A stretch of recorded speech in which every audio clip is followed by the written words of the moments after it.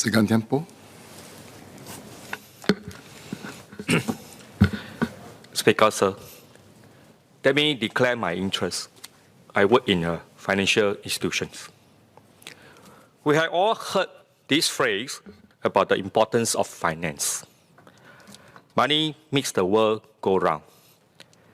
The Chinese has an even more imaginative phrase, 钱能使鬼推磨, meaning that with the right amount of money, one can even get ghosts to work for you.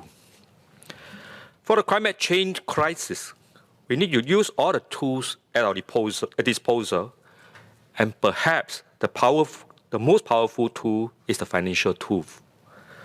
A properly structured financing can direct resources and efforts towards green projects and endeavors to mitigate climate change.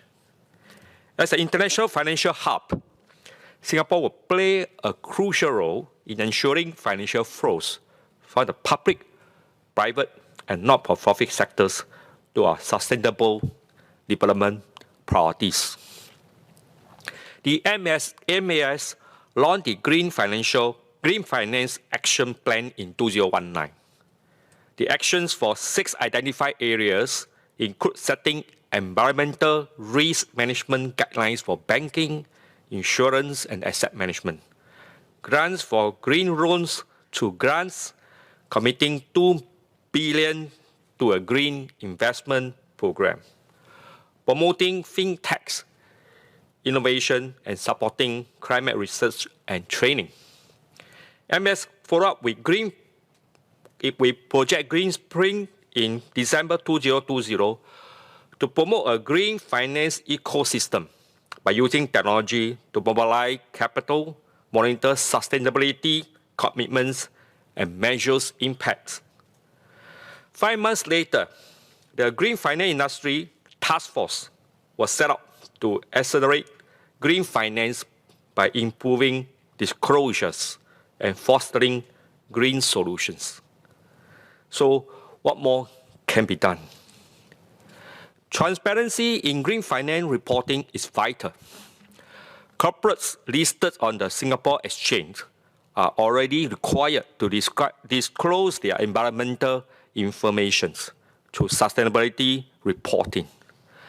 Although, as Singapore Exchange Regulation and the Centre for Governance and Sustainability noted, there is ample room for improvement in the quality and depth of disclosure on quantifiable sustainability targets.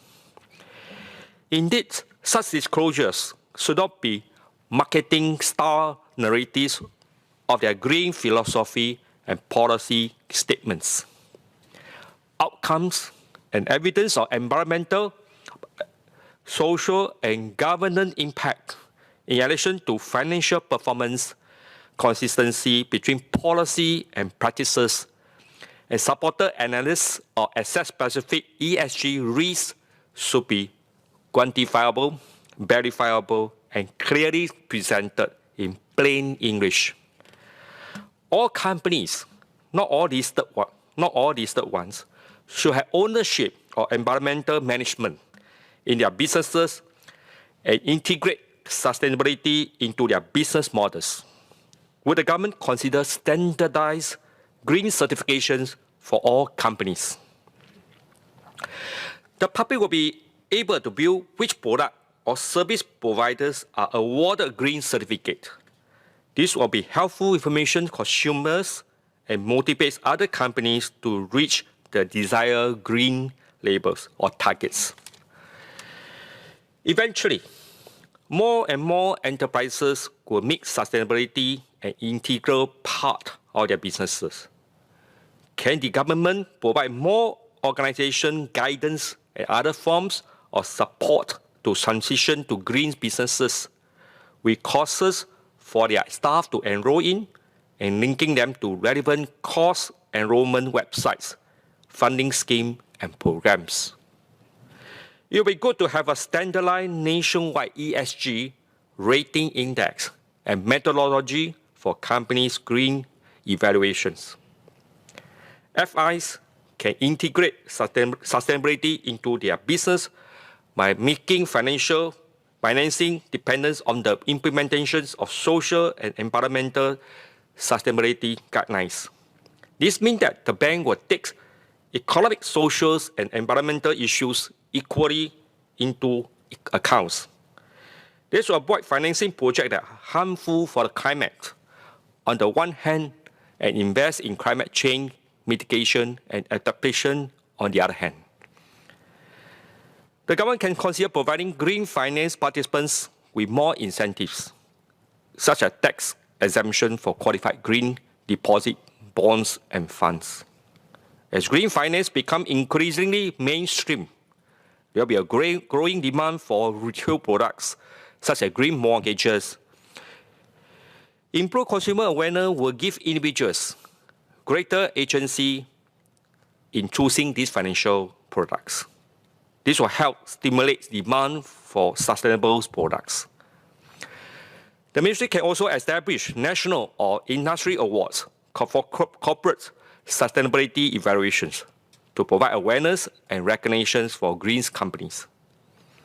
Lastly, regarding the corporate tax, MOF has announced that they will be reviewing the carbon tax rate for 2024, which is expected to be higher than the $10 to $15 range previously announced for 2030. I hope more investment be made into technology with the use of the carbon tax to reduce, eliminate, capture, and convert the carbon emission to improve the environment for us and the world. And such technology shall be shared with all businesses, big and small, that produces carbon and operating in Singapore. The businesses shall be encouraged to continually look into sustainable and substantive solutions to the carbon eliminations or conversion from bad to good, and be rewarded for their effort and positive outcome. The government is still studying the use of high-quality international carbon offset. But to me, it's more important to reduce the emissions in the first place. I hope the ministry can look into a system limiting the amounts of offset and providing incentives for the affected company to adopt green transition processes and technology where available. So, I would suggest that the government could consider allowing the businesses to use carbon credit earned to offset the carbon tax imposed. With that, I support the motion. Thank you.